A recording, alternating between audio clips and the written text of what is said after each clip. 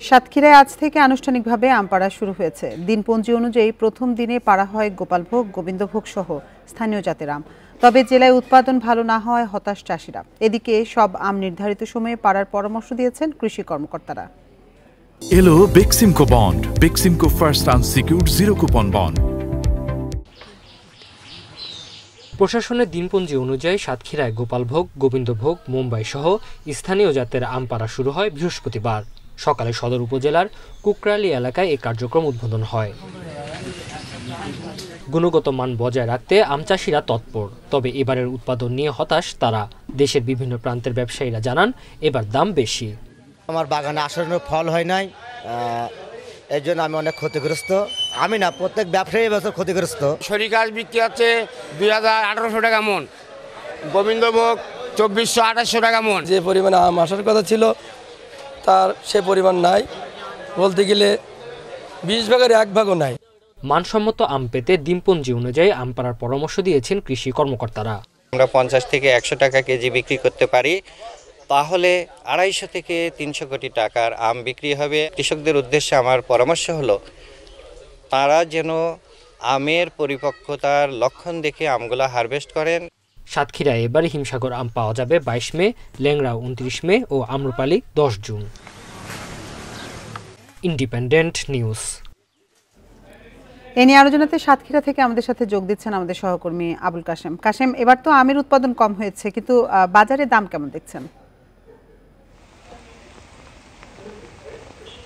আমের উৎপাদন কম হওয়ার কারণেই আসলে বাজারে যে দাম, সে দামটা বেশ চড়া। আপনি জানেন যে উৎপাদন কম হলে বাজারে সরবরাহ কমে গেলে, অর্থনীতির ভাষায় সেটার চাহিদা বেড়ে গেলে অবশ্যই দাম বাড়বে। সাতক্ষীরাতেও তেমনটি হয়েছে। আমি সকালে বিশেষ করে সাতক্ষীরা সুলতানপুর বড় বাজারে খোঁজ নিয়েছিলাম সেখানকার দাম সম্পর্কে। আর আপনি জানেন যে দেশের বিভিন্ন স্থান থেকে যারা আম ব্যবসায়ী রয়েছেন তারা কিন্তু সাতক্ষীরাতে এসেছেন আম কিনতে। রাজশাহী, ঢাকা, চট্টগ্রাম সহ দেশের বিভিন্ন এলাকা থেকে প্রতি বছর যেভাবে আসেন এবারও সেভাবে তারা এসেছেন।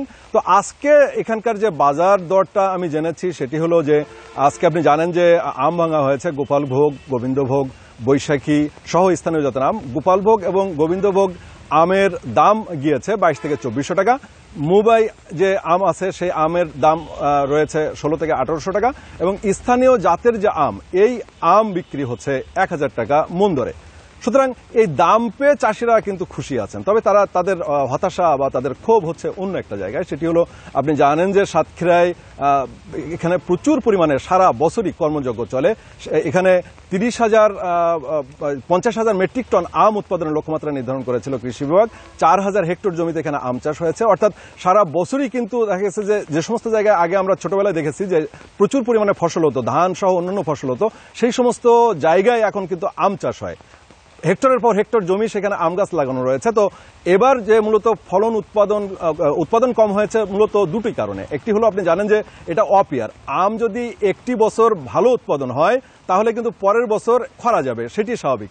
তো এক্ষেত্রে সাতক্ষীরাতেও তা হয়েছে। তাছাড়া দুটো কারণ আরও রয়েছে। সেটি হলো যে যখন আম উৎপাদন, যখন বিশেষ করে মুকুল শুরু হয়, মুকুলের পরে শুঁয়োপোকার আক্রমণে সেখানে আম ক্ষতিগ্রস্ত হয়েছে এবং সবচেয়ে বড় ক্ষতির শিকার হয়েছে তাপদাহের কারণে।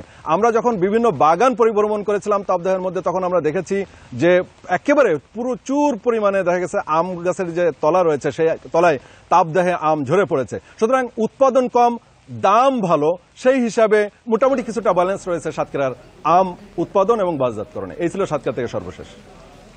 সাতক্ষীরা থেকে জানাচ্ছিলেন আমাদের সহকর্মী আবুল কাশেম।